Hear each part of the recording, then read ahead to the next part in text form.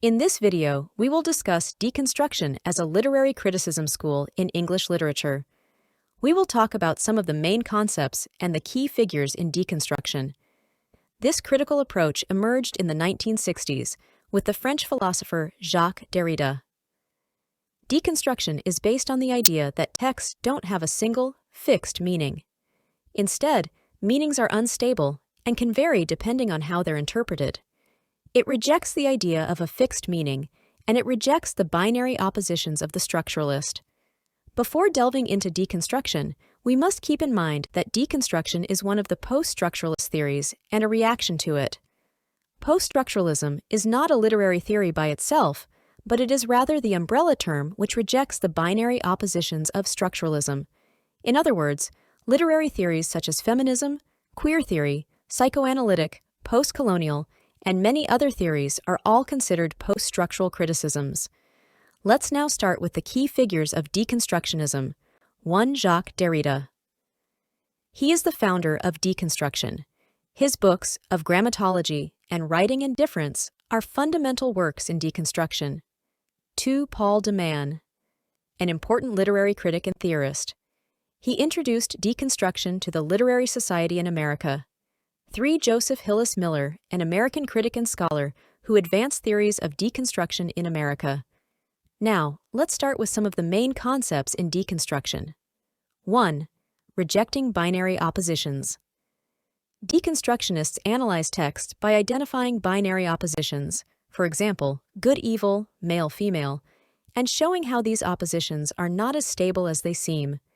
In structuralism, these binary oppositions are essential to finding the meaning, whereas for deconstructionists, they do not have any necessity because they are unstable. Derrida argued that these pairs are hierarchical and not stable. 2. Difference, a term coined by Derrida. It combines the meaning of difference plus deferral. It suggests that words gain meaning through their differences from other words, and that these meanings are always deferred, never fully present. 3. Textuality. Everything can be read as a text, and texts are interconnected in a network of meaning. This challenges the idea of structuralists that there is a clear boundary between inside and outside a certain text. The meaning is shaped in relation to the text's relationship with other texts and is affected by the context in which it is read. 4. Intertextuality. It explains how texts reference or echo each other. This connection creates a web of meanings. This means that understanding a text fully requires recognizing its connections to other texts and how it engages with them. 5. Aporia.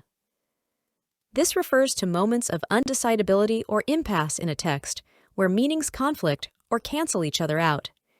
Deconstructionists focus on these moments to show how texts can undermine their own claims and assumptions. 6. Play of meaning. Derrida emphasized the playful nature of language and meaning. He argued that meanings are not fixed, but are always in play, shifting and changing depending on context and interpretation of wholes on external additions. 7. Trace. The idea of the trace suggests that elements of meaning are always present in their absence. For example, the meaning of a word is shaped by other words that are not directly present, but are implied or invoked. 8. Supplement. Derrida used the concept of the supplement to describe something that adds to and completes something else, but also potentially replaces or undermines it. This highlights the instability of meaning and the dependence of supposed. To recap, for a deconstructive reading, we should perform a close reading, identify the tensions in the work of literature, question the hierarchies, focus on the marginal elements, explore multiple interpretations. You might be interested in watching our video on Shakespeare's Hamlet, as we give an example of how to analyze a literary work from a deconstructive perspective. We also recommend watching our video on structuralism for a better understanding of deconstruction. For more videos on English literature, subscribe to this channel. Thanks for watching.